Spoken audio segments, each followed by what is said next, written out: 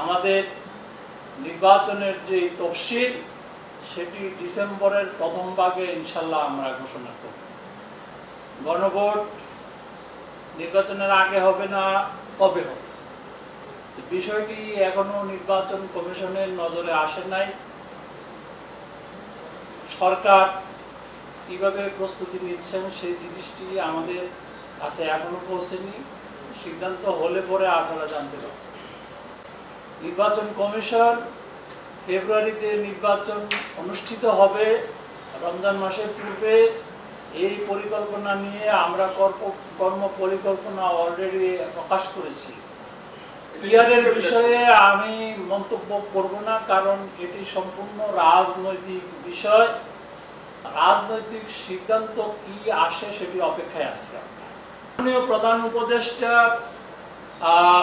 উনি বলেছেন, এটির বিষয়ে আমি কোনো মন্তব্য করতে চাই না।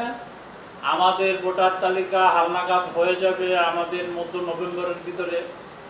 31শে অক্টোবর পর্যন্ত যাদের বয়স 18 হবে তারা ভোট দিতে পারবে। তারপরে আমাদের ভোট কেন্দ্রের যে পূর্ণাঙ্গ তালিকা, চূড়ান্ত তালিকা, সেটিও আমরা প্রকাশ করে ফেলেছি। আমাদের যে আসন বিন্যাস, সেই আসন বিন্যাসের কাজও শেষ হয়েছে। আমাদের সাংবাদিক পর্যবেক্ষক নীতিমালা সেটিও আমরা সম্পন্ন করে ফেলেছি।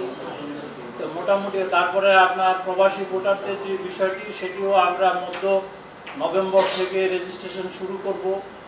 আর আপনারা যারা দেশের থেকে যারা নির্বাচনী কাজে নিয়োজিত থাকবেন তারাও যাতে ভোট দিতে পারে সেই ব্যবস্থাটাও এই মধ্য নভেম্বরের ভিতরে সেই কার্যক্রম শুরু হয়ে যাচ্ছে।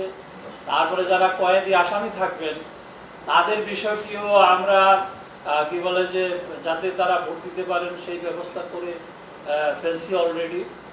ইনশাল্লাহ আমাদের প্রস্তুতির দিক থেকে কোনো ঘাটতি নেই।